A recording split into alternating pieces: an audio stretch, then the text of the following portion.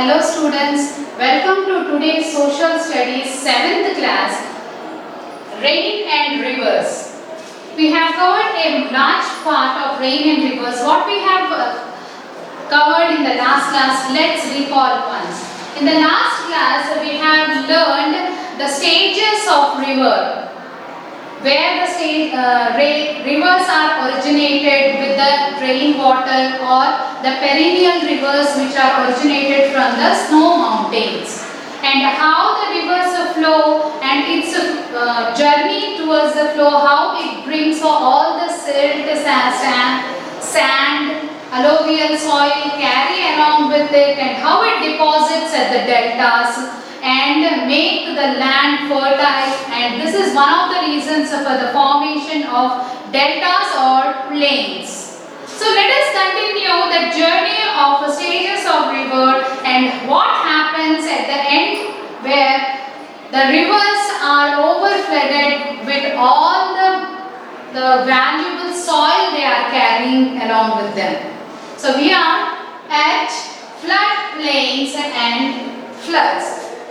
Why do the floods occur? Let us learn in this. At the end of this chapter, my students will be able to know different stages of river and what we have covered in the last class, and know about the flood plains and floods, how the flood plains are occurring and how the floods are caused for this, and know the importance of vegetation cover to slow down the sudden flooding. How the vegetation helps us to prevent the flow of the soil, and how we can preserve the valuable soil which is carried by the rivers. So let us continue with flood plains. So you can observe how the flood plains are formed naturally. You can observe here is one of the picture of river. This is the flow of the river when there are no rains. Means in other seasons, not in the rainy season. We can find that in the rainy season, this flow increases and overflows here. So why the overflowing of rivers occur will know now. Here you can observe this is the flood plain. So when the river flows, while flowing it just move like this, while moving it just make a space here and deposit all the silt or sand here like this in its flow. So this is how it is formed. This is the sand and the silt deposited by the flood, which is also known as flood plains. What is the flood actually? Floods are the sudden overflow of a river water due to heavy rain or due to the cyclones. We can observe here when actually the river is very thin at the time of other seasons, when the water gets dry or percolated into the soil. So very little water is observed in the flowing course of the river. But it doesn't remain the same for entire year. As we have learned in the last lesson, in the course of flowing of the river, so it joins many other rivers like tributaries. Other rivers come and join along with them, and when for example we take one glass of water and mix a different glass of water in that, is that glass is going to be overflowed? For example, you can observe here, we take a glass. We take a glass and pour water in this. We pour water and we can say the glass having capacity to hold the water. If we are pouring more water where it exceeds the capacity of the glass, then the water overflows from the glass. The same thing happens with the river bed also. What happens? This is the capacity of the river. And when I said just now, I said that when at the time of rainy season, heavy rains, all the water which is collected from the other tributaries of the river, they come and join, and from the different streams, the water come and join to this river, and the water get filled here and it will lead to the flooding of that plain. So what are the major reasons for flooding? You can observe these beds, there are very less vegetation. Why we can't see very big trees near this beds of river? Because every year the overflowing of the water takes place, which doesn't allow the vegetation to grow here.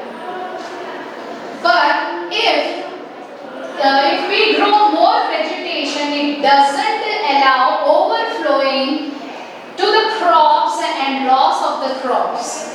So what actions can be taken by the government to avoid or take precautions regarding this floods? So one more reason for flooding is these beds, as I said, they carry the sand and silt along with them. So when these are not properly maintained, if this place is removed and dug properly, like this, that means removing this pebbles, sand and deposited mud which is there in the river, if it is properly removed and the rivers are maintained, then one chance of avoiding the rivers can be done. For example, if this place is completely filled with the silt and sand which is brought by the rivers, and after a very little rainfall also, the water doesn't stay here and it overflows, and this is also one of the reasons for flooding of plains. So one way of preventing the floods is maintaining the rivers by removing the sand and silt which is deposited by the river.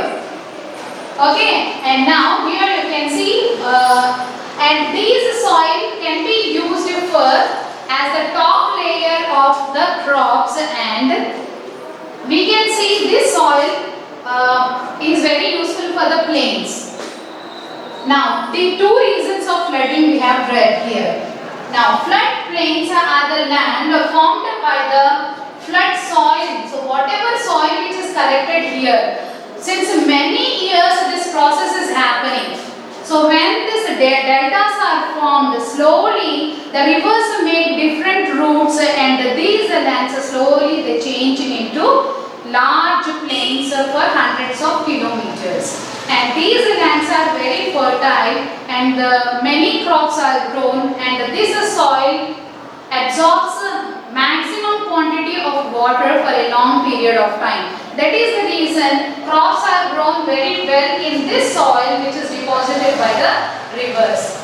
Now let us, and when coming to the floods, you can understand what would be the life of the people who are staying near the banks of the rivers. So there is going to be a lot of loss of property, people, animal, and this may lead to a lot of economical imbalance in the society, where we can observe the life become very horrible to the people who live beside the rivers.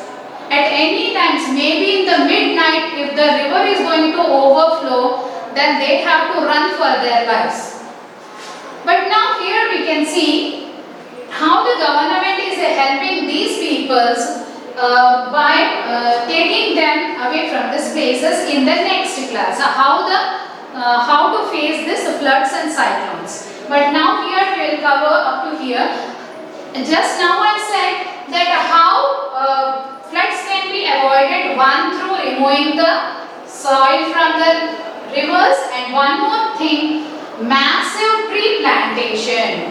This is also one of the solution for avoiding the floods and also preventing the upper soil which is being drained away by the floods can also be prevented by growing more vegetation in a particular place. How does the vegetation help to solve this problem of flooding, and how we can store water for a long period of time with the help of vegetation? Let us learn now. Here you can observe preventing soil erosion with the help of vegetation. What are the uses of vegetation? What is actually vegetation means? Vegetation is nothing but different kinds of plants, which are plants, bushes, trees which are grown on the land of a particular area. Is known as the vegetation of that place. So, how the vegetation helps in preventing the floods, overflowing of the floods. Here we can see when the floods are occurring, these vegetation obstacles the run of rainwater. So if there are many vegetation, trees are grown here in a large scale, the roots immediately absorb the water and send maximum amount of water into the underground. So here the underground water level will be increased and maximum water is being absorbed by the trees here, which stops or slow downs the flow of the flood water. Next one we can see.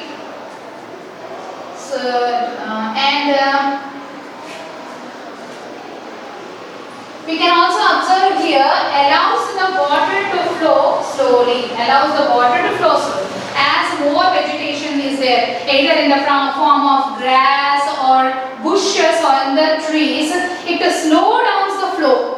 But if there are no vegetation, suddenly the water runs towards the crops and causes a lot of damage, and the flow of the water will be very fast.